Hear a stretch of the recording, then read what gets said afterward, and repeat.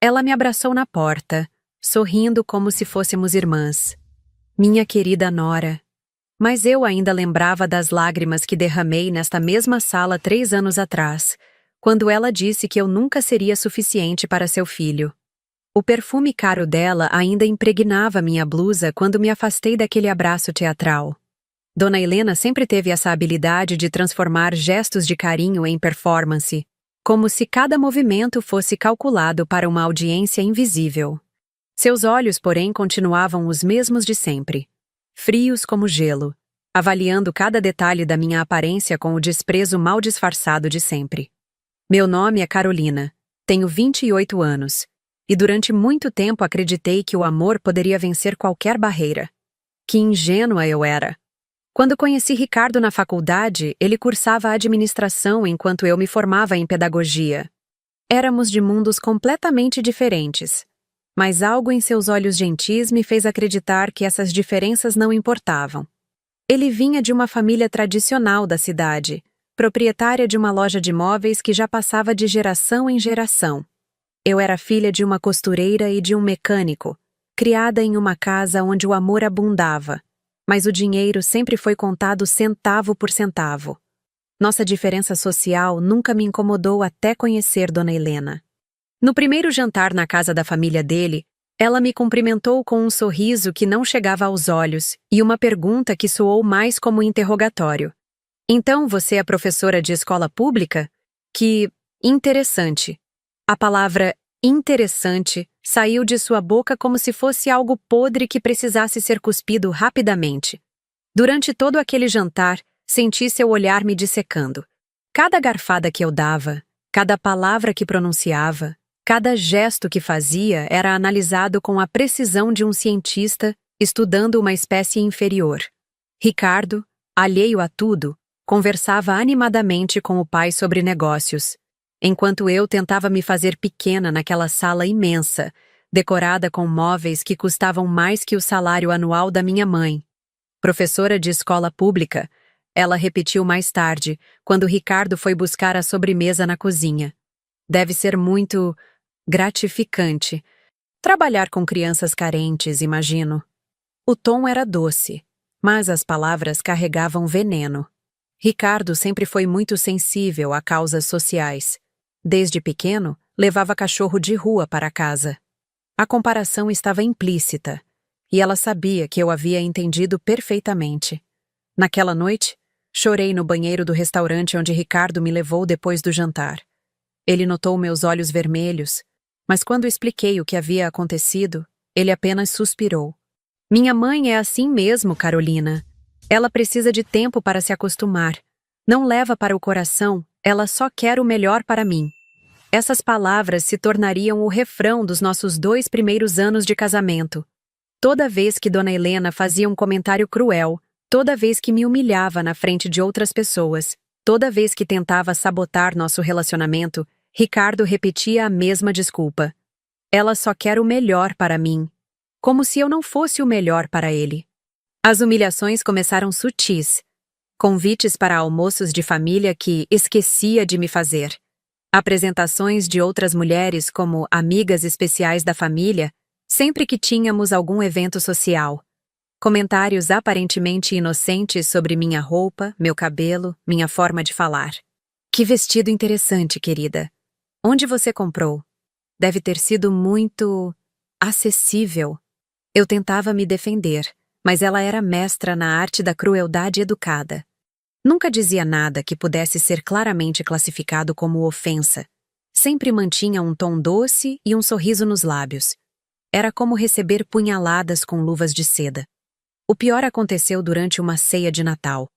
A mesa estava posta com a porcelana da família, herdada de gerações, e eu me sentia como uma impostora sentada ali. Dona Helena havia convidado os primos de Ricardo, todos casados com mulheres de boa família, como ela gostava de frisar.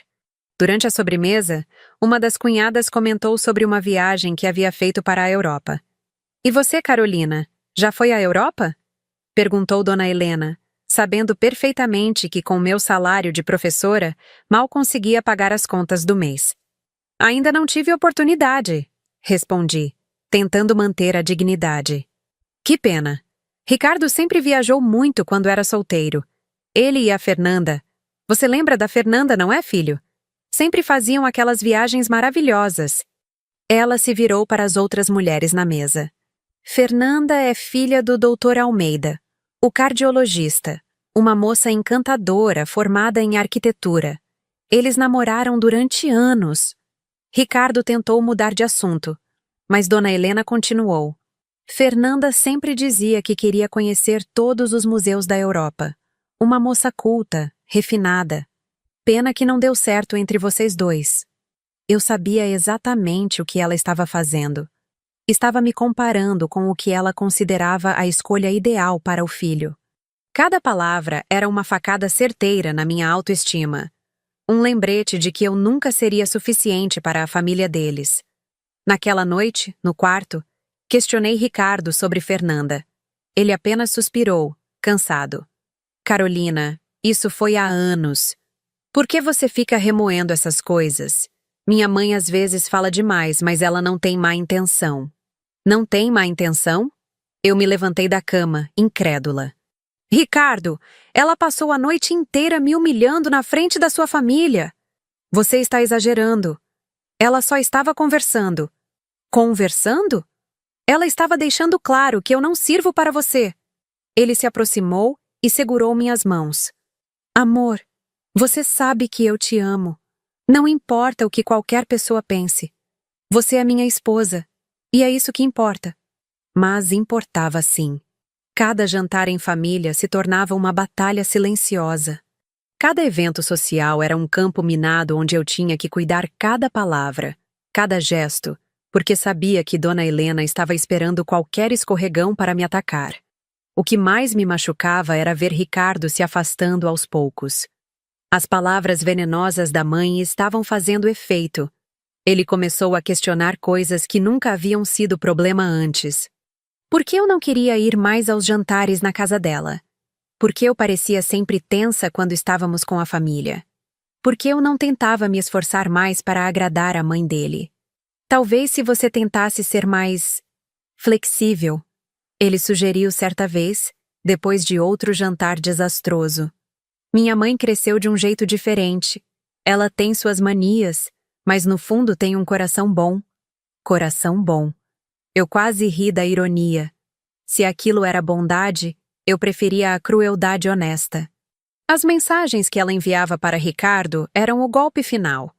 Descobri por acaso, quando ele esqueceu o celular em casa e uma notificação apareceu na tela. Filho, vocês já pensaram em ter filhos? Talvez ela não consiga. Seria melhor procurar alguém mais fértil. Quando confrontei Ricardo sobre a mensagem, ele ficou vermelho de raiva. Não comigo, mas porque eu havia invadido sua privacidade. Ela só está preocupada com nosso futuro, Carolina. Todos os casais da nossa idade já têm filhos. E desde quando fertilidade é assunto da sua mãe? Ela só quer netos. É natural. Natural. Como se fosse natural uma sogra questionar a capacidade reprodutiva da nora. Como se fosse natural ela tentar plantar sementes de dúvida no casamento do próprio filho. Naquela noite, depois de mais uma discussão sobre Dona Helena, eu me tranquei no banheiro e chorei até não ter mais lágrimas. Olhei no espelho e vi uma mulher que não reconhecia. Meus olhos estavam sem brilho. Meu sorriso havia desaparecido. E eu parecia assombrada por fantasmas que só eu podia ver. Era como se Dona Helena tivesse conseguido o que queria. Estava me destruindo aos poucos, corroendo minha autoestima e meu casamento com a precisão de um ácido lento e certeiro. E o pior de tudo era que Ricardo não conseguia ver o que estava acontecendo bem na frente dele. Mas o destino às vezes tem um senso de humor peculiar. 3 anos depois daquele primeiro jantar humilhante, quando eu já havia perdido quase toda a esperança de ser aceita naquela família, algo aconteceu que mudou tudo. E agora, ali na porta da casa que um dia me causou tanto sofrimento, Dona Helena me abraçava como se eu fosse sua filha. O mesmo perfume caro, o mesmo sorriso calculado, mas desta vez havia algo diferente em seus olhos. Desta vez, havia medo. O medo nos olhos de Dona Helena naquela tarde me trouxe memórias que eu havia tentado enterrar. Lembrei-me de como tudo começou, de como uma mulher que deveria me acolher como filha se transformou na minha maior adversária. Durante os primeiros meses do meu namoro com Ricardo, ela ainda mantinha uma fachada de cortesia.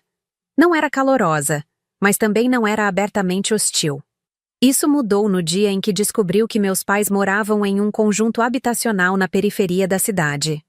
Conjunto habitacional, ela repetiu para uma amiga ao telefone, sem saber que eu estava na sala ao lado. Imagina, Glória, meu filho namorando uma menina de conjunto habitacional. Onde eu errei na criação dele? A partir daquele dia, as luvas saíram. As ofensas se tornaram mais diretas, mais calculadas. Ela descobriu que minha mãe vendia brigadeiros e beijinhos para complementar a renda familiar, e isso se tornou sua piada favorita. Ah, Carolina, sua mãe ainda faz aqueles docinhos? Que... Comercial da parte dela. Comercial. Como se ganhar a vida honestamente fosse algo vergonhoso. Ricardo tentava minimizar, mas eu via como as palavras da mãe o afetavam. Ele começou a fazer perguntas que nunca havia feito antes. Queria saber sobre a renda dos meus pais, sobre a educação deles, sobre nossos planos para o futuro. Como se de repente eu tivesse me tornado um investimento de risco que precisava ser analisado. Minha mãe só quer ter certeza de que somos compatíveis, ele explicou uma noite, depois de me questionar sobre meus objetivos profissionais pela 10ª vez naquele mês. Compatíveis? Ricardo, namoramos há 2 anos. Se não somos compatíveis agora, quando vamos ser? Não é isso, amor. É só que... Casamento é uma coisa séria. Envolve famílias inteiras. Famílias inteiras. Como se a minha família fosse um problema a ser resolvido. O dia do nosso noivado foi o mais revelador de todos. Dona Helena insistiu em organizar uma festa pequena e íntima para anunciar nosso compromisso. Pequena e íntima significava 80 pessoas, todas cuidadosamente selecionadas do círculo social dela. Meus pais foram convidados mais por obrigação do que por desejo. Lembro-me de observar minha mãe naquela festa, perdida no meio de tantas pessoas elegantes, tentando fazer conversação educada enquanto Dona Helena a apresentava como a mãe da noiva, uma pessoa muito simples. O tom com que pronunciou simples soou como um diagnóstico médico embaraçoso. Meu pai, homem de poucas palavras, passou a noite inteira em um canto, claramente desconfortável com toda aquela ostentação. Quando Dona Helena se aproximou dele para fazer conversa, perguntou sobre sua profissão com o mesmo interesse que alguém demonstraria ao saber sobre uma doença contagiosa. Mecânico, respondeu meu pai, com a honestidade que sempre o caracterizou. Que interessante. Deve ser muito... manual. Ela sorriu com condescendência. Ricardo sempre foi mais voltado para atividades intelectuais. Como se trabalhar com as mãos fosse sinônimo de burrice. Como se consertar carros fosse menos digno que vender móveis. Naquela noite, no caminho para casa, meus pais estavam silenciosos. Finalmente, minha mãe quebrou o silêncio. Filha, você tem certeza de que é isso que você quer? É claro que tenho certeza, mãe. Eu amo o Ricardo. Eu sei que você o ama. Mas amor não é suficiente quando as famílias são muito diferentes. Que diferença, mãe? Somos todas pessoas. Meu pai, que raramente se metia em conversas sentimentais, suspirou profundamente. Carolina, aquela mulher não te respeita. E pior, ela não nos respeita. Você acha que isso vai mudar depois do casamento? Eu quis argumentar, defender Dona Helena, dizer que ela só precisava de tempo. Mas no fundo, eu sabia que meus pais estavam certos. O desprezo que vi nos olhos dela naquela noite não era algo que o tempo poderia curar. Era algo muito mais profundo, enraizado em preconceitos que ela nem se dava ao trabalho de esconder. O casamento aconteceu 6 meses depois, em uma cerimônia que mais parecia um evento político do que uma celebração de amor. Dona Helena controlou cada detalhe, desde a lista de convidados até a cor das flores. Minha opinião foi solicitada apenas para questões menores, como se eu fosse uma convidada especial em meu próprio casamento. Querida, você não tem experiência com eventos desse porte, ela explicou quando sugeri algumas mudanças. Deixe comigo, eu sei o que fica melhor. O que ficava melhor para ela era uma cerimônia que refletisse o status social da família, não necessariamente o que eu ou Ricardo desejávamos. A igreja foi escolhida não por sua beleza ou significado, mas por sua importância social. O buffet foi selecionado não pela qualidade da comida, mas pela capacidade de impressionar os convidados. Durante a festa, ouvi Dona Helena comentando com suas amigas sobre como havia conseguido tornar tudo elegante apesar das circunstâncias. As circunstâncias, claro, eram eu e minha família. Vocês viram como ficou bonito? Consegui disfarçar bem. As diferenças. Ela sussurrou para um grupo de mulheres, pensando que eu não estava ouvindo. Claro que tive que fazer algumas adaptações, mas o resultado ficou apresentável. Adaptações. Disfarçar. Apresentável. Como se meu casamento fosse um projeto de decoração onde ela tinha que trabalhar com materiais de segunda qualidade. A lua de mel foi o único momento de paz que tivemos. 2 semanas em uma pousada na praia, longe de Dona Helena e suas opiniões sobre tudo. Ricardo voltou a ser o homem por quem me apaixonei, atencioso e carinhoso. Conversamos sobre nossos sonhos, sobre a casa que íamos construir juntos, sobre os filhos que teríamos. Promete que não vai deixar ninguém estragar o que temos? Pedi na última noite da viagem. Prometo, ele respondeu, me beijando com ternura. Somos nós dois contra o mundo. Mas o mundo real nos esperava de volta, e nesse mundo, Dona Helena reinava absoluta.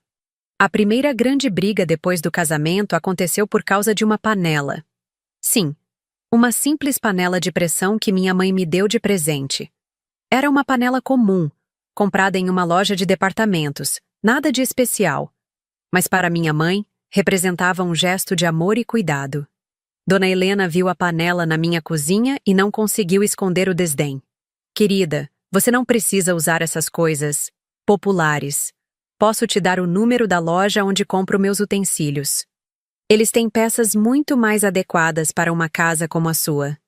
Obrigada. Mas gosto da minha panela. Foi um presente da minha mãe. Entendo. É sentimental. Ela pronunciou sentimental, como se fosse uma doença. Mas talvez você possa guardá-la e usar apenas quando sua mãe vier visitá-la. Para o dia a dia, seria melhor ter algo mais apropriado. Apropriado.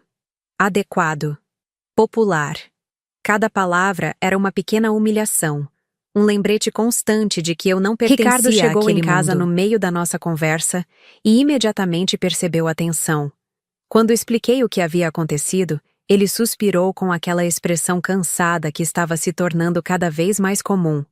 Carolina, ela só quer ajudar. Não custa nada aceitar a sugestão dela. A sugestão dela é que eu esconda os presentes da minha mãe como se fossem algo vergonhoso. Não é isso. É só uma questão de harmonizar as coisas. Harmonizar. Mais uma palavra bonita para disfarçar o preconceito.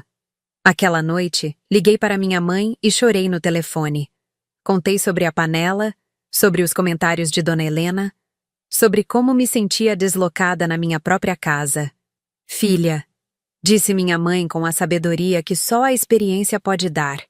Tem pessoas que nunca vão te aceitar. Não importa o que você faça. A pergunta que você precisa se fazer é: vale a pena viver tentando agradar quem não quer ser agradado? Naquele momento, eu ainda acreditava que valia. Ainda achava que com tempo, paciência e muito amor, conseguiria conquistar o respeito de Dona Helena. Como eu estava errada. Os 2 anos seguintes foram uma escalada constante de pequenas crueldades.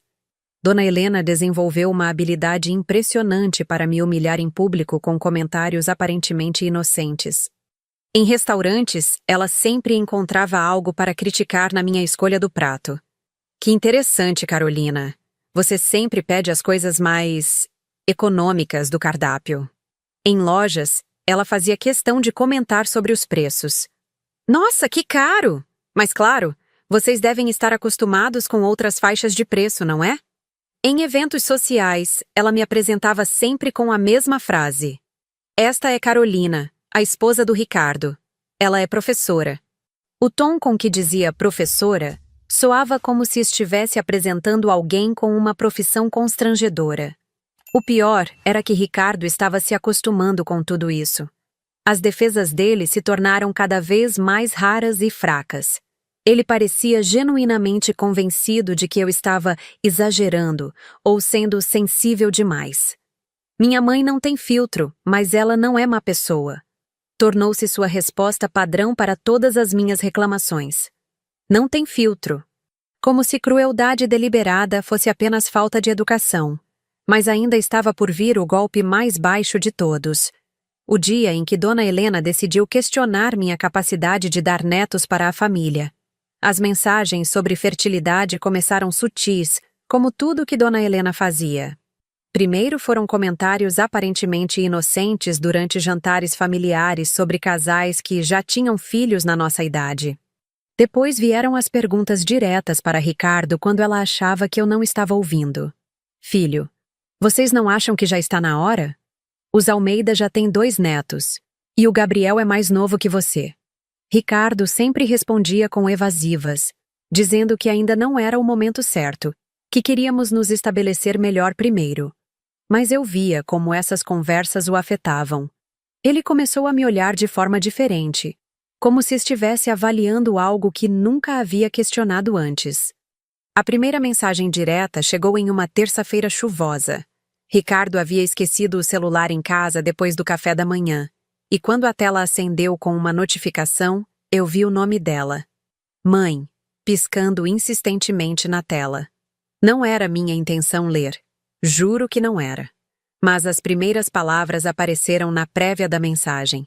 E o que vi me fez o sangue gelar. Filho, vocês já pensaram em procurar um médico? Talvez ela...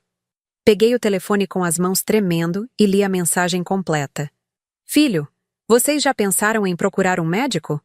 Talvez ela tenha algum problema. 2 anos de casados e nada ainda. Será que ela não consegue? Seria melhor descobrir logo, antes que seja tarde demais para você. Li e reli a mensagem dezenas de vezes, tentando encontrar uma interpretação menos cruel para aquelas palavras. Não consegui. Dona Helena estava questionando minha capacidade de ter filhos, sugerindo que eu poderia ser estéril, insinuando que Ricardo deveria me trocar por alguém mais fértil. Quando Ricardo chegou em casa naquela noite, eu estava esperando com o telefone na mão. Mostrei a mensagem sem dizer uma palavra. Ele ficou vermelho, mas não do jeito que eu esperava. Não ficou com raiva da mãe por sua intromissão descabida. Ficou com raiva de mim por ter lido suas mensagens. Carolina, você não tinha direito de mexer no meu telefone. Sério? Essa é sua preocupação? Não o fato de que sua mãe está sugerindo que você me troque por uma mulher mais fértil? Ela não disse isso. Ela disse exatamente isso, Ricardo. Está aqui, por escrito. Ele suspirou e se jogou no sofá. Ela só está preocupada. Todos os nossos amigos já têm filhos. E daí? Isso não dá o direito a ela de questionar minha capacidade reprodutiva. Mas talvez ela tenha razão. Talvez devêssemos procurar um médico só para ter certeza. Senti como se ele tivesse me dado um tapa. Ter certeza do quê? De que eu não sou defeituosa? Não é isso. É só que... 2 anos, Carolina. É tempo suficiente. Tempo suficiente para quê? Para sua mãe me considerar inadequada para você? Aquela foi nossa primeira briga realmente séria. Ricardo não conseguia entender por que eu estava tão machucada, e eu não conseguia acreditar que ele estava do lado da mãe em algo tão íntimo e pessoal. A partir daquele dia, as mensagens se tornaram mais frequentes. Dona Helena começou a enviar links de clínicas de fertilidade, artigos sobre problemas reprodutivos femininos e até mesmo contatos de ginecologistas que ela considerava confiáveis. Ela só quer ajudar, Ricardo repetia sempre que eu reclamava. Ajudar. Como se eu fosse uma causa perdida que precisava de assistência médica urgente. O que mais me machucava era ver como Ricardo estava sendo influenciado. Ele começou a fazer perguntas sobre meu ciclo menstrual, sobre meus exames ginecológicos, sobre histórico de problemas reprodutivos na minha família. Perguntas que nunca havia feito em 4 anos de relacionamento. É só para ter certeza de que está tudo bem. Ele dizia quando eu questionava todo aquele interesse repentino. Mas eu sabia que não era dele. Era dela. Dona Helena estava plantando sementes de dúvida na cabeça do próprio filho, fazendo-o questionar aspectos do nosso casamento que jamais haviam sido problema. O pior aconteceu durante um almoço de domingo na casa dela. Estávamos todos reunidos: Ricardo, eu, Dona Helena e seu marido, além de alguns primos de Ricardo que haviam vindo visitá-los. A conversa estava amena, até que uma das primas comentou que estava grávida do segundo filho. "Que maravilha!" exclamou Dona Helena, com um entusiasmo que raramente demonstrava. "Mais um netinho para alegrar a família." Então ela se virou para mim com aquele sorriso que eu já conhecia tão bem. "E vocês? Quando vão nos dar essa alegria? Já faz tanto tempo que estão casados." O silêncio que se seguiu foi ensurdecedor. Todos na mesa me olhavam, esperando uma resposta. Senti meu rosto queimar de vergonha e raiva. "Ainda não é o momento certo", respondi, tentando manter a compostura. "Ah, mas querida, o tempo passa muito rápido. E você já tem quase 30 anos, não é? O relógio biológico..." "Mãe", Ricardo tentou interromper, mas ela continuou. "Não é por mal, querido. É só que me preocupo. Vocês já procuraram ajuda médica? Às vezes existem pequenos problemas que podem ser resolvidos facilmente." Problemas. Ela estava falando sobre mim como se eu fosse um carro com defeito que precisava ir para a oficina.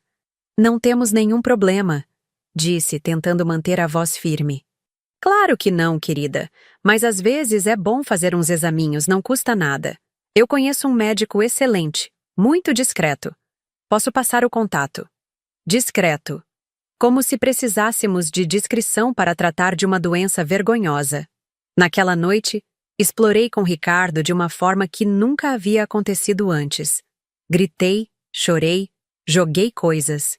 Disse coisas que jamais imaginei que diria para o homem que amava. Sua mãe me humilhou na frente de toda sua família. Falou de mim como se eu fosse estéril, como se fosse culpa minha não termos filhos ainda. Ela não disse que você é estéril. Ela só sugeriu que procurássemos ajuda. Ricardo, você não entende? Ela não sugeriu que nós procurássemos ajuda. Ela sugeriu que eu procurasse ajuda, como se o problema fosse exclusivamente meu. Talvez seja. As palavras saíram da boca dele antes que ele pudesse pensar, mas foi tarde demais para recolhê-las. Ficamos nos olhando em silêncio, ambos chocados com o que ele havia dito. Eu não quis dizer isso. Ele tentou se retratar, mas disse: "E pior, você pensa isso." "Carolina, eu..." Não tenta explicar. Já entendi tudo." Naquela noite, dormi no quarto de hóspedes pela primeira vez desde que nos casamos. E nos dias que se seguiram, senti como se estivesse vivendo com um estranho. Ricardo havia se tornado uma extensão da mãe, repetindo suas opiniões e defendendo suas crueldades. As mensagens continuaram chegando. Agora ela nem se dava ao trabalho de disfarçar. "Filho, encontrei uma clínica especializada em problemas femininos. Muito boa reputação. Acho que vocês deveriam marcar uma consulta. Filho, li um artigo sobre mulheres que têm dificuldades para engravidar por causa do estresse. Será que ela não está muito tensa? Talvez umas férias ajudassem." "Filho, a Fernanda ligou ontem. Disse que teve o 3º filho. Que pena que as coisas não deram certo entre vocês." Ela sempre foi tão fértil. Fernanda, a ex-namorada perfeita, que agora virava exemplo de fertilidade para contrastar com minha suposta esterilidade. Cada mensagem era uma facada. Cada sugestão era uma humilhação. E o pior de tudo era que Ricardo não apenas permitia, como começou a concordar com as preocupações da mãe. "Talvez ela tenha razão sobre procurarmos um médico", ele disse uma noite, como se fosse a coisa mais natural do mundo. "Procurarmos? Ou eu procurar? Não seja assim, Carolina. É sobre nós dois. Engraçado como todas as sugestões da sua mãe são direcionadas para mim. Os exames que ela quer que eu faça, os médicos que ela quer que eu procure, os problemas que eu posso ter. É que, estatisticamente, agora você virou especialista em reprodução humana? Ricardo suspirou. Só estou dizendo que não custa tentar. Tentar. Como se eu fosse uma experiência que precisava ser testada. Foi nesse período que comecei a evitar os encontros familiares. Inventava desculpas para não ir aos jantares de domingo. Mentia sobre compromissos de trabalho para escapar dos almoços. Qualquer coisa para não ter que ouvir mais comentários sobre minha fertilidade ou comparações com outras mulheres da família. Dona Helena, é claro, interpretou minha ausência como confirmação de suas suspeitas. Viu como ela está estranha ultimamente? Deve estar se sentindo culpada por não conseguir engravidar. Ouvi ela comentando com Ricardo pelo telefone. Culpada. Como se não ter filhos imediatamente fosse um crime pelo qual eu deveria me penitenciar. A gota d'água veio em um sábado à tarde. Ricardo havia saído para resolver alguns assuntos, e eu estava em casa aproveitando o silêncio quando a campainha tocou. Era Dona Helena, com uma sacola nas mãos e aquele sorriso que eu já aprendera a temer. Oi, querida, posso entrar? Trouxe umas coisinhas para você. As coisinhas eram livros sobre fertilidade, folhetos de clínicas reprodutivas e até mesmo um chá especial para mulheres com dificuldades para conceber. Ela organizou tudo na mesa da sala com o cuidado de quem prepara uma apresentação médica. Pesquisei bastante e encontrei essas informações que podem ajudar vocês, disse, folheando um dos livros. Olha aqui. Este capítulo fala sobre mulheres que demoram para engravidar por causa de problemas hormonais. Muito interessante. Eu a observava falar, sentindo uma mistura de incredulidade e revolta. Ela estava ali, na minha sala, tratando da minha vida reprodutiva como se fosse um projeto científico que ela estivesse supervisionando. Dona Helena, eu agradeço a preocupação, mas... E este chá? Ela interrompeu, balançando uma caixinha marrom. É feito com ervas que estimulam a fertilidade. Uma amiga minha usou e engravidou em 3 meses. Claro, ela era mais jovem que você, mas vale a pena tentar. Mais jovem que você. Cada palavra era calculada para machucar. E aqui? Ela continuou, abrindo um folheto colorido. Tem os contatos de várias clínicas especializadas. Esta aqui é a melhor da cidade. Muito cara, mas Ricardo pode pagar. Afinal, é pelo futuro da família. Pelo futuro da família, repeti, sentindo algo quebrar dentro de mim. Exato, você entende como é importante. Uma família sem filhos é... incompleta. Incompleta. Como se nosso casamento fosse defeituoso por não ter produzido herdeiros ainda. Dona Helena, disse, levantando-me da poltrona. Preciso que a senhora entenda uma coisa.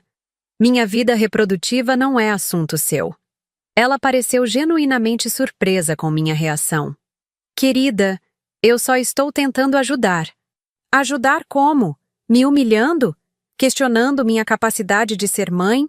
Tratando-me como se eu fosse um animal reprodutor que não está cumprindo sua função? Não precisa ser grosseira. Sou sua sogra. Tenho direito de me preocupar com o futuro do meu filho. O futuro do seu filho? E eu?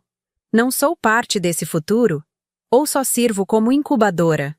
Ela ficou vermelha. Que absurdo. Claro que você é importante. Mas uma mulher que não pode dar filhos... Para. Minha voz saiu mais firme do que eu imaginava possível. Pare agora.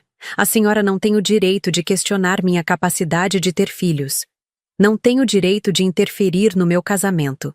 E definitivamente não tem o direito de me tratar como se eu fosse um problema a ser resolvido. Eu só... A senhora só o quê? Só quer o melhor para seu filho? Pois então deixe-o ser feliz com a mulher que ele escolheu. Deixe-nos viver nossa vida no nosso ritmo, sem suas interferências e seus julgamentos constantes. Dona Helena juntou os materiais que havia trazido com movimentos bruscos. Vejo que você não quer ajuda. Tudo bem. Mas quando Ricardo se cansar de esperar, não diga que eu não avisei. Quando Ricardo se cansar de esperar. A ameaça estava implícita, mas clara. Se eu não produzisse filhos rapidamente, ela se encarregaria de que o filho encontrasse alguém que produzisse. Depois que ela saiu, sentei no chão da sala e chorei como não chorava desde criança.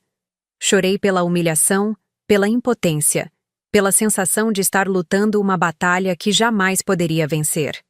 Chorei porque o homem que eu amava estava se deixando manipular por uma mulher que me via como um empecilho aos seus planos. Quando Ricardo chegou em casa, encontrou-me ainda no chão, cercada pelos folhetos e livros que Dona Helena havia deixado para trás. O que aconteceu aqui? Contei sobre a visita, sobre os materiais, sobre a conversa. Esperei que ele ficasse indignado com a intromissão da mãe, que me defendesse, que pusesse limites nela. Em vez disso, ele olhou os folhetos com interesse. Algumas dessas clínicas têm boa reputação, comentou. Talvez devêssemos mesmo dar uma olhada. Naquele momento, senti que havia perdido meu marido para Dona Helena. Ele não era mais o homem que me amava incondicionalmente. Era um fantoche nas mãos da mãe, repetindo suas opiniões e defendendo suas crueldades. Mas o que eu não sabia era que o destino estava preparando uma reviravolta que mudaria tudo. Uma descoberta que transformaria Dona Helena de predadora em presa, de poderosa em suplicante. E essa descoberta estava a apenas alguns dias de distância. A ligação chegou numa quarta-feira, às 9h15 da manhã. Ricardo estava terminando o café quando o telefone tocou. E pelo tom formal da voz do outro lado, percebemos imediatamente que não era uma ligação comum. Senhor Ricardo Mendoza? Aqui é a doutora Almeida, do escritório Almeida em Associados. Preciso falar com o senhor sobre o testamento de seu avô. É urgente. O avô de Ricardo havia morrido 3 meses antes. Um homem reservado, que morava sozinho numa casa grande no centro da cidade e mantinha contato esporádico com a família. Dona Helena sempre reclamava que ele era esquisito e antissocial, especialmente depois que enviuvou e se tornou ainda mais recluso. Pensei que todos os assuntos do testamento já tivessem sido resolvidos, disse Ricardo franzindo a testa. Não, senhor. Na verdade, encontramos alguns documentos que não estavam nos arquivos iniciais. Documentos que mudam significativamente a situação. O senhor pode vir ao escritório hoje? É muito importante. Ricardo olhou para mim, confuso. Pode ser hoje à tarde? Quanto mais cedo, melhor. E tragam a senhora sua esposa, por favor. Ela também precisa estar presente. Eu? Por que eu precisaria estar presente na leitura do testamento do avô do Ricardo? Mal conhecia o homem. Nos poucos encontros familiares em que estivemos juntos, ele foi cordial, mas distante, como era com todos. Por que Carolina precisa ir? Perguntou Ricardo. Senhor, prefiro explicar pessoalmente. Mas posso adiantar que a presença dela é fundamental para o que vamos discutir. Passamos o resto da manhã especulando sobre o que poderia ser. Ricardo achava que talvez o avô tivesse deixado algum objeto pessoal para mim, como gesto de aceitação à família. Eu estava mais preocupada do que curiosa. Qualquer coisa envolvendo a família de Ricardo ultimamente parecia resultar em mais problemas para mim. O escritório do advogado ficava em um prédio elegante no centro da cidade. Dr. Almeida era um homem de uns 60 anos, com cabelos grisalhos e uma expressão séria que se acentuou quando nos viu entrar. Senhor Ricardo, senhora Carolina, obrigado por virem. Por favor, sentem-se. Ele organizou alguns papéis na mesa antes de começar a falar. Vocês sabem que seu avô, senhor José Mendoza, sempre foi um homem muito reservado em relação aos seus negócios. Ricardo assentiu. Minha família sempre soube que ele tinha a loja de móveis e alguns investimentos, mas ele nunca falava sobre dinheiro. Pois bem, o que descobrimos é que seu avô era muito mais próspero do que qualquer um imaginava. Muito mais. Dr. Almeida abriu uma pasta e tirou vários documentos.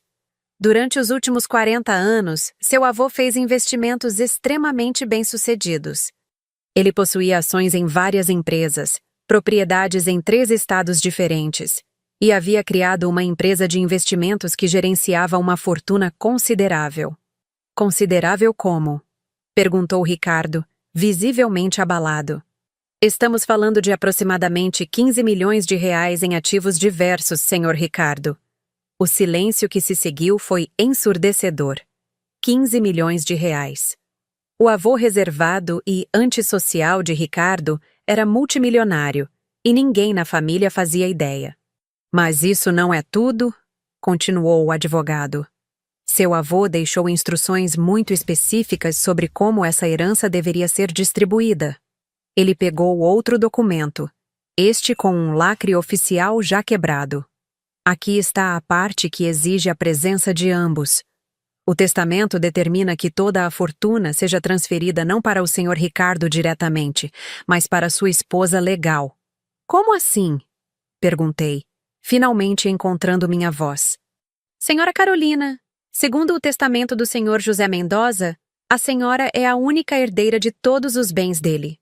Senti como se o chão tivesse desaparecido sob meus pés. Isso não faz sentido. Eu mal conhecia seu avô.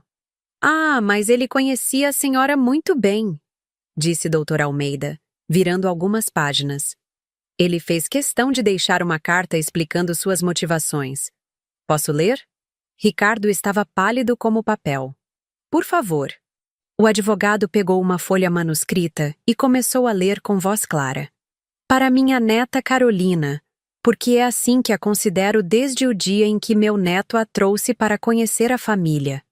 Observei durante esses anos como você foi tratada por pessoas que deveriam te acolher, e vi sua dignidade diante de situações que quebrariam pessoas mais fracas. Vi também como meu neto, influenciado por outros, começou a questionar o valor da mulher extraordinária com quem se casou. Meus olhos se encheram de lágrimas. O avô de Ricardo havia percebido tudo.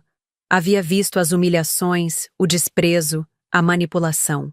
Esta fortuna foi construída durante uma vida inteira de trabalho honesto e investimentos inteligentes. Deixo tudo para Carolina porque confio que ela saberá usar esses recursos com sabedoria e bondade, qualidades que nem sempre vejo em outros membros da minha família.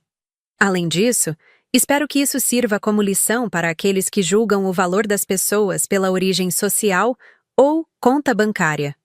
Dr. Almeida fez uma pausa e olhou para nós. Há ainda uma cláusula específica sobre o controle dos bens. Que tipo de cláusula? Perguntou Ricardo, ainda em choque. Segundo o testamento, a senhora Carolina tem controle total sobre todos os ativos. Isso inclui as empresas que sustentam... que sustentam financeiramente outros membros da família. Que outros membros? Perguntei. O advogado consultou outro documento. Aparentemente seu avô vinha pagando as contas médicas da senhora Helena Mendoza há anos. Também cobria os custos do apartamento dela e fornecia uma mesada mensal considerável. Ricardo ficou ainda mais pálido. Minha mãe recebe dinheiro do meu avô? Recebia, senhor Ricardo. Agora essas decisões cabem à senhora Carolina. A ironia da situação era tão intensa que quase me fez rir. Dona Helena, que sempre me tratou como uma parasita social, dependia financeiramente do homem que ela considerava esquisito e antissocial. E agora, eu tinha o poder de cortar esse suporte. Há mais alguma coisa que precisamos saber? Perguntei, ainda tentando processar toda a informação. Sim. Seu avô também deixou instruções específicas sobre como ele queria que a fortuna fosse gerenciada. Ele recomenda que a senhora assuma o controle gradualmente, com a ajuda de consultores financeiros de confiança. E... Ele hesitou. Ele sugere que a senhora seja cautelosa com pessoas que podem tentar se aproveitar de sua nova situação. A sugestão era clara. Cuidado com Dona Helena. Saímos do escritório em silêncio total. No estacionamento, Ricardo finalmente explodiu. 15 milhões de reais? Como meu avô conseguiu esconder uma fortuna dessas da família inteira? Talvez ele não tenha escondido. Respondi, ainda processando tudo. Talvez vocês só nunca tenham se interessado o suficiente para perguntar. E ele deixou tudo para você. Tudo. Havia algo no tom da voz dele que me preocupou. Não era alegria ou surpresa. Era quase ressentimento. Ricardo, isso é tão surpreendente para mim quanto para você. É? Porque agora entendo por que você nunca quis procurar ajuda médica para engravidar. Você já sabia que herdaria a fortuna do meu avô. Parei de caminhar e o encarei. Você está sugerindo que eu sabia da herança? É uma coincidência muito grande, não acha? Você se casa comigo, meu avô morre e deixa tudo para você. Ricardo, você está falando sério? Você realmente acha que eu planejei isso? Ele passou as mãos pelos cabelos frustrado. Não sei o que pensar, Carolina. É muita coincidência. Naquele momento, entendi que perdera meu marido muito antes do que imaginava. A manipulação de Dona Helena havia funcionado tão bem que Ricardo era capaz de acreditar que eu era uma oportunista que havia se casado com ele por interesse. Sabe de uma coisa, Ricardo? Talvez seu avô estivesse certo sobre a família dele. O que você quer dizer? Ele viu o que eu demorei anos para aceitar. Que vocês julgam as pessoas pelo que elas têm, não pelo que elas são. E agora que eu tenho mais do que vocês, de repente não sou mais a professorzinha inadequada. Sou a oportunista que enganou a todos. Não é isso. É exatamente isso. Durante 3 anos, sua mãe me humilhou por eu ser pobre. Agora que sou rica, você me acusa de ter planejado tudo. Vocês não conseguem aceitar que alguém possa ser valorizado simplesmente por quem é. Entrei no carro e liguei o motor. Vou para casa pensar sobre tudo isso, e sugiro que você faça o mesmo. Durante o caminho, uma única certeza foi se formando na minha mente. Minha vida havia mudado para sempre. E Dona Helena, que tanto se esforçou para me destruir, acabara de descobrir que seu sustento dependia agora da professorinha inadequada que ela tanto desprezava. O telefone tocou antes mesmo de eu chegar em casa. Era ela, claro. Dona Helena, que nunca ligava para mim, agora queria conversar urgentemente. Pela primeira vez em 3 anos, eu tinha o poder. E finalmente entendi o que o avô de Ricardo tentara me ensinar. A dignidade não vem do dinheiro, mas o dinheiro pode revelar quem realmente tem dignidade e quem não tem. O telefone não parou de tocar durante toda a tarde. Primeiro foi Dona Helena, depois Ricardo, depois Dona Helena novamente. Mensagens de texto chegavam a cada 5 minutos, todas com o mesmo tom de urgência desesperada. Carolina, precisamos conversar. É muito importante. Por favor, atenda o telefone. Temos muitas coisas para discutir. Querida, sei que deve estar confusa com tudo isso. Deixe-me ajudá-la. Querida. Pela primeira vez em 3 anos, ela me chamou de querida. Desliguei o telefone e me sentei no silêncio da minha sala, tentando processar tudo o que havia acontecido. Em questão de horas, eu havia passado de professora de escola pública a herdeira de uma fortuna de 15 milhões de reais. E mais importante ainda, havia me tornado a pessoa que controlava o sustento da mulher que passou anos tentando me destruir. Na manhã seguinte, decidi finalmente atender uma das ligações de Dona Helena. Carolina, minha querida, que bom que você atendeu. Preciso muito falar com você. O tom era completamente diferente. Onde antes havia frieza e desprezo, agora havia uma doçura quase desesperada. Posso ir aí em casa? Ou prefere que nos encontremos em algum lugar? O que for melhor para você, querida. Pode vir aqui, respondi, curiosa para ver até onde essa nova versão de Dona Helena seria capaz de chegar. Ela chegou em menos de 1 hora, carregando uma sacola que logo descobri estar cheia de presentes. Perfumes caros, chocolates importados, até mesmo um lenço de seda que provavelmente custava mais que meu salário mensal. Trouxe algumas coisinhas para você, disse, com um sorriso que chegava quase às orelhas. Pensei que você poderia gostar. As mesmas mãos que um dia me entregaram folhetos sobre fertilidade, agora me ofereciam presentes caros como oferendas de paz. Dona Helena, não precisava. Claro que precisava. Você é minha nora querida, parte da família. Aliás, sobre isso... Ela hesitou, perdendo um pouco da compostura. Sobre nossa conversa da semana passada, eu queria me desculpar. Acho que fui mal interpretada. Mal interpretada. Como se 3 anos de humilhações pudessem ser explicados como um mal-entendido. Sabe como eu sou? Ela continuou com uma risada forçada. Às vezes falo demais, me preocupo demais. Mas é só porque considero você como uma filha. Como uma filha. A mesma mulher que me disse que eu nunca seria suficiente para seu filho, agora me considerava como filha. E sobre aqueles materiais que trouxe outro dia? Que bobagem a minha! Claro que vocês sabem o que é melhor para vocês. Vocês são jovens, têm a vida toda pela frente. Sentei-me na poltrona em frente a ela, observando aquela performance digna de um Oscar. Era fascinante ver como Dona Helena conseguia reescrever a história quando lhe convinha. Na verdade, ela continuou, tirando um papel da bolsa, queria mostrar uma coisa para você. Umas contas que estão chegando. Nada demais, claro, mas com toda essa confusão da herança do papai. Papai. Ela nunca se referia ao pai de Ricardo com carinho. Sempre foi seu avô ou o velho. Agora, milagrosamente, ele havia se tornado papai. São só algumas coisinhas. O plano de saúde, o condomínio do apartamento, umas compras que fiz pensando que, bem, que as coisas continuariam como antes. Olhei rapidamente as contas. Não eram algumas coisinhas. Era uma lista de gastos que incluía tratamentos estéticos caríssimos, compras em lojas de luxo, até mesmo uma viagem para um spa no interior que custara mais de 10 mil reais. É claro que posso economizar, ela se apressou em dizer, vendo minha expressão. Posso cortar vários gastos supérfluos. É só até eu me reorganizar. Se reorganizar.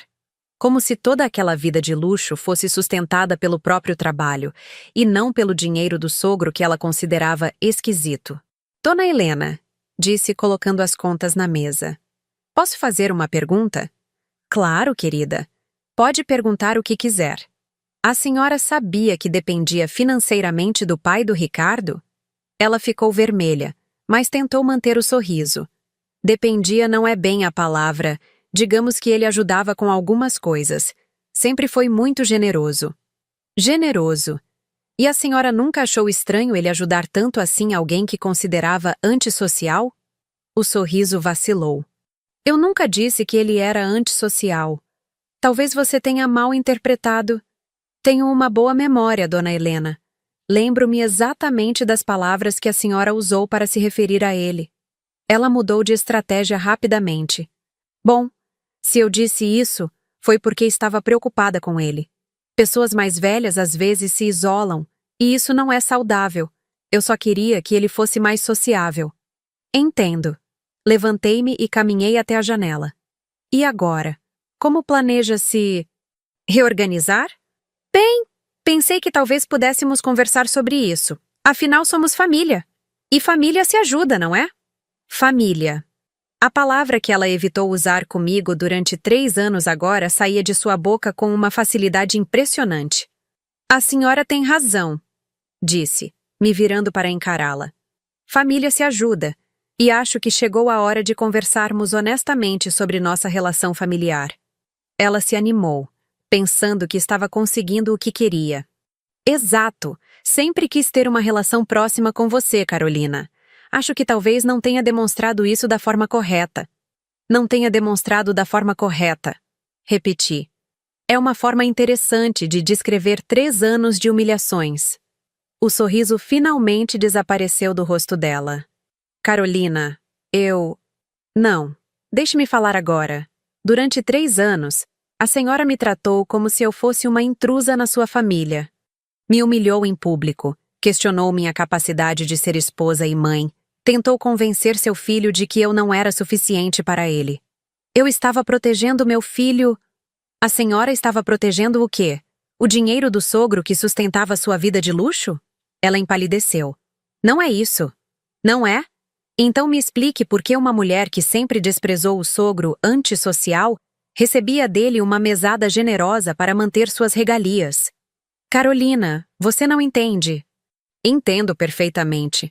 A senhora me considerava inadequada porque eu era pobre. Mas quem realmente vivia às custas dos outros era a senhora. Dona Helena se levantou, claramente desconfortável. Acho que você está mal interpretando a situação. Estou? Então vamos esclarecer as coisas. Peguei as contas que ela havia trazido. Estas contas, a senhora esperava que eu simplesmente as pagasse? Sem questionamentos? Sem explicações? Pensei que, como família, vou fazer algo que a senhora nunca fez comigo. Vou ser honesta. Olhei diretamente nos olhos dela. Não vou pagar essas contas. Como? Não vou sustentar a vida de luxo de alguém que passou anos tentando destruir meu casamento. Mas, Carolina, eu preciso dessa ajuda. Precisar é diferente de merecer, Dona Helena. Ela tentou recuperar a compostura. Se é uma questão de dinheiro, podemos negociar. Posso aceitar menos. Não é uma questão de dinheiro. É uma questão de respeito. E respeito não se compra nem se negocia. Se conquista. E o que você quer que eu faça? Me humilhe? Peça perdão? Eu não quero que a senhora faça nada. Quero que entenda que as consequências das suas ações finalmente chegaram. Dona Helena ficou em silêncio por alguns minutos, claramente tentando encontrar uma nova estratégia. Quando falou novamente, sua voz estava diferente. Mais baixa, menos segura. Carolina, eu sei que cometi erros. Sei que não te tratei bem. Mas agora podemos recomeçar. Podemos ser uma família de verdade. Podemos? E o que mudou para que isso seja possível agora? Eu mudei. Entendi que estava errada. A senhora entendeu que estava errada? Ou entendeu que precisa de mim? Ela não respondeu, o que foi resposta suficiente. Dona Helena, durante 3 anos, a senhora teve inúmeras oportunidades de me tratar com dignidade. Escolheu não fazê-lo. Agora quer que eu esqueça tudo porque suas circunstâncias mudaram? Pessoas podem mudar, Carolina. Podem. Mas a mudança precisa ser genuína, não motivada por necessidade financeira. E como posso provar que minha mudança é genuína? Olhei para ela por um longo momento. Não pode. E esse é o problema. 3 anos de crueldade não se apagam com uma tarde de gentileza. Ela juntou suas coisas lentamente, percebendo que sua estratégia havia falido. Na porta, se virou uma última vez. Carolina, por favor, repense isso. Somos família. Dona Helena, respondi. A senhora teve 3 anos para me considerar família. Agora é tarde demais. Depois que ela saiu, sentei-me novamente na sala e sorri pela primeira vez em muito tempo. Não era um sorriso de vingança ou crueldade. Era um sorriso de libertação. Finalmente, eu tinha o poder de escolher como queria ser tratada. E pela primeira vez em 3 anos, essa escolha era inteiramente minha. 3 meses se passaram desde o dia em que descobri a herança. 3 meses de ligações desesperadas de Dona Helena, tentativas de Ricardo de me convencer a ser razoável. E muita reflexão sobre quem eu realmente queria ser com todo esse poder nas mãos. A princípio, confesso que senti uma satisfação cruel em ver Dona Helena implorando pela ajuda da mesma mulher que ela havia desprezado durante anos. Via justiça poética no fato de que sua vida confortável dependia agora de alguém que ela considerava inadequada para a família. Mas com o tempo, essa satisfação foi dando lugar a algo mais complexo. Pena, talvez. Ou simplesmente a compreensão de que carregar ressentimento era mais pesado do que carregar perdão. Ricardo e eu nos separamos 2 semanas depois da leitura do testamento. Ele nunca conseguiu aceitar que eu não havia planejado a herança, e eu nunca consegui perdoar o fato dele ter acreditado que eu era capaz de tal manipulação. O amor que sentíamos um pelo outro se perdeu em meio às suspeitas e mágoas que se acumularam ao longo dos anos. A manipulação de Dona Helena havia conseguido o que ela sempre quis: separar-nos. Ironicamente, ela conseguiu isso exatamente quando mais precisava que permanecêssemos unidos. Durante essas semanas de separação, tive muito tempo para pensar sobre o tipo de pessoa que eu queria ser. O dinheiro me dava poder, mas também responsabilidade. Eu podia escolher ser cruel como Dona Helena havia sido comigo, ou podia escolher um caminho diferente. A decisão veio numa manhã de sábado, quando estava organizando os papéis da herança. Encontrei uma foto antiga do avô de Ricardo, tirada em um dos poucos jantares familiares dos quais participei.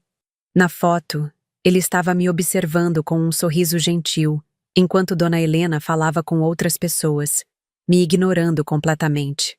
Foi nesse momento que entendi verdadeiramente o que o avô de Ricardo havia tentado me ensinar. Ele não me deixou a herança para que eu me vingasse de Dona Helena. Ele me deixou a herança porque viu em mim alguém capaz de usar o poder com sabedoria e bondade. Liguei para Dr. Almeida naquela tarde. Doutor, gostaria de estabelecer um fundo para Dona Helena.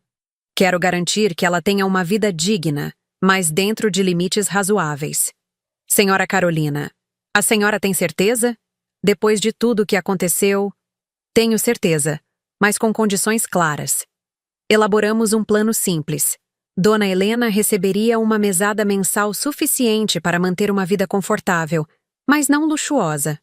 O plano de saúde seria mantido, assim como uma quantia para despesas básicas. Mas os excessos, os gastos supérfluos, as viagens caras, tudo isso teria que vir do próprio esforço dela. E se ela não aceitar as condições? Perguntou o advogado. Então ela fará suas próprias escolhas. Mas a oferta estará na mesa. A conversa com Dona Helena aconteceu numa tarde chuvosa de terça-feira. Ela veio à minha casa novamente, desta vez sem presentes, sem sorrisos forçados. Parecia cansada, envelhecida pelos meses de incerteza. Carolina, obrigada por me receber. Sente-se, Dona Helena. Temos muito o que conversar. Expliquei sobre o fundo, sobre as condições, sobre os limites. Ela me ouviu em silêncio, sem interrupções, sem tentativas de negociação. Por que está fazendo isso? Perguntou finalmente. Porque aprendi com seu sogro que a verdadeira força está em ser bondoso, mesmo quando não somos obrigados a ser. Mas depois de tudo que eu fiz? Exato. Depois de tudo que a senhora fez, eu escolho não ser como a senhora foi comigo. Dona Helena baixou os olhos. Eu realmente te tratei mal, não foi? Tratou. E agora você está sendo generosa comigo mesmo, tendo todos os motivos para não ser. Estou. Ela ficou em silêncio por um longo tempo. Quando voltou a falar, sua voz estava diferente. Menor, mais humilde. Eu sempre tive medo de que Ricardo escolhesse alguém que não me valorizasse, que me deixasse de lado quando ele se casasse. E então decidiu me dar motivos para fazer exatamente isso. Eu sei que não faz sentido, eu nunca soube lidar bem com mudanças. Quando Ricardo começou a namorar você, senti que estava perdendo meu filho. Dona Helena, a senhora nunca perderia Ricardo por ele se casar, mas perdeu ele por tentar destruir o casamento dele. Eu sei disso agora. Quando soube da herança, quando vi como você poderia me tratar e escolheu não fazer isso, entendi o que meu sogro viu em você. Olhei para essa mulher que havia sido minha torturadora durante anos e vi, pela primeira vez, uma pessoa quebrada e assustada. Alguém que havia passado a vida inteira usando crueldade como escudo contra suas próprias inseguranças. Dona Helena, vou fazer uma pergunta, e quero uma resposta honesta. Se eu não tivesse herdado nada, se eu continuasse sendo apenas a professora pobre, a senhora mudaria a forma como me trata? Ela pensou por um longo tempo antes de responder. Provavelmente não. Isso me envergonha profundamente. Pelo menos a senhora é honesta. Carolina, eu sei que não mereço seu perdão. Sei que não mereço sua generosidade. Mas quero que saiba que aprendi algo com tudo isso. O que aprendeu? Que o valor de uma pessoa não está no que ela tem, mas no que ela escolhe fazer com o que tem. Você sempre foi rica em bondade, dignidade e caráter. Eu é que era pobre. Foram as primeiras palavras genuínas que ouvi dela em todos esses anos. Aceito suas condições, ela continuou. E aceito que talvez nunca consiga reparar o mal que fiz. Mas, se me permitir, gostaria de tentar. Como? Sendo uma pessoa melhor, tratando outras pessoas com mais respeito, não repetindo os erros que cometi com você. Passei os meses seguintes observando Dona Helena tentar cumprir sua promessa. Ela parou de fazer comentários cruéis sobre outras pessoas. Começou a tratar os funcionários da loja de móveis com mais respeito. Até mesmo ligou para minha mãe para se desculpar pelo comportamento no meu casamento. Não era uma transformação milagrosa. Ainda havia momentos em que sua natureza crítica aparecia. Mas era um esforço genuíno, e isso importava. Ricardo tentou algumas vezes se reconciliar comigo, especialmente depois que viu como eu estava lidando com a situação da mãe dele. Mas o dano estava feito. A confiança que perdemos não podia ser comprada de volta, nem mesmo com 15 milhões de reais. Você se tornou uma pessoa incrível, ele me disse em nosso último encontro antes do divórcio oficial. Meu avô sabia o que estava fazendo quando deixou tudo para você. Seu avô me deu uma oportunidade de mostrar quem eu realmente sou. Nada mais. E eu fui muito cego para ver isso antes. Você foi influenciado por alguém que tinha seus próprios medos e inseguranças. Isso não justifica, mas explica. Hoje, 1 ano depois de tudo isso acontecer, tenho uma vida completamente diferente. Continuo sendo professora, porque essa é minha paixão. Mas agora também coordeno um projeto educacional que financia escolas em comunidades carentes. Uso a herança do avô de Ricardo para fazer exatamente o que ele esperava. Coisas boas e importantes. Dona Helena e eu mantemos uma relação cordial, mas distante. Ela recebe sua mesada, cumpre os acordos e vez por outra almoçamos juntas. Não somos amigas, nem família de verdade, mas encontramos um território neutro onde podemos coexistir com dignidade. Na semana passada, ela me ligou para comentar sobre uma reportagem que viu na TV sobre o projeto educacional. Vi seu projeto no jornal. Deve estar muito orgulhosa. Estou. É gratificante usar os recursos para algo que realmente importa. Carolina, posso te fazer uma pergunta? Claro. Você me perdoou? Pensei cuidadosamente antes de responder. Perdoei a dor que você me causou, porque carregar ressentimento só me machucaria. Mas isso não significa que esqueci, nem que confio em você da mesma forma. Entendo, e... obrigada. Por tudo. Quando desliguei o telefone, refleti sobre essa conversa. Perdão não significa esquecer ou voltar ao que era antes. Perdão significa escolher não deixar que a mágoa defina quem você é. Aprendi que dignidade não é algo que outros podem tirar de você.